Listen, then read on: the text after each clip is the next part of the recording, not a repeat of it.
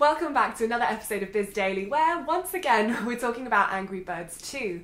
Now, for any of you guys who've been following the game as it progresses, should come of no surprise, there's been a fair bit of interest in Rovio's sequel to the Angry Birds of 2009. The news today, though, is that adds up to 20 million downloads.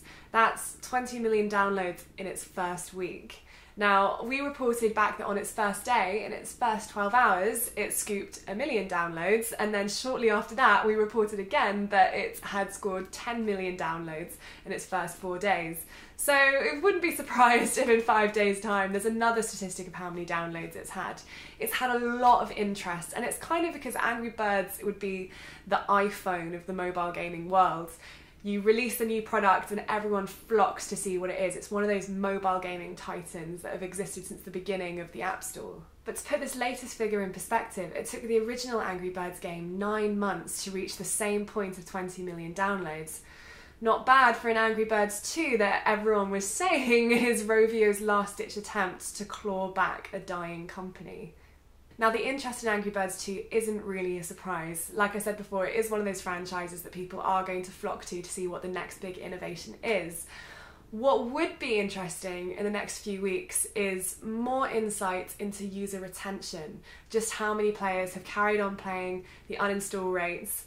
Obviously, these are figures that Rovio are unlikely to share very early on until they've been very carefully curated, but it'll be interesting to see once they do. What we do know is that Angry Birds 2 has topped the most downloaded charts in over 100 countries, something that Rovio has been pretty keen to highlight, especially in its latest press release, where its Chief Commercial Officer Alex Lambiek said that while Angry Birds 2 is off to a great start around the world, including in key markets like the Americas and Europe, in China we are gaining a new foothold and seeing remarkable fruits of our well-functioning partnership with Kunlun.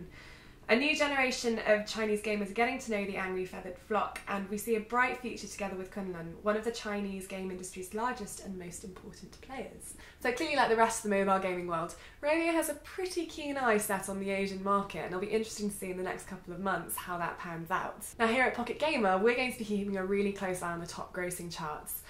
At the moment, according to App Annie, Rovio and Angry Birds 2 sits at the number 47 spot. Now, it'll be interesting to see in the next few weeks whether it rises or falls. If it climbs up a few places, it shows that free-to-play model that Rovio has been really heavily criticised for with the new energy mechanics and in-app purchases. It'll show that that model is actually working and that players are warming to it and spending money in-game, or accepting the fact that if they watch video ads, they get a reward from it. If Rovio does manage to move up that top grossing charts, shows that it's got a real money-making machine on its hands, and combined with these download figures, if it carries on going up and up, we could be seeing one of the top grossing games of 2015. Stay tuned to Pocket Gamer over the next few weeks. We will be carrying on bringing you coverage from Angry Birds as it happens, and we'll see you guys on the next video.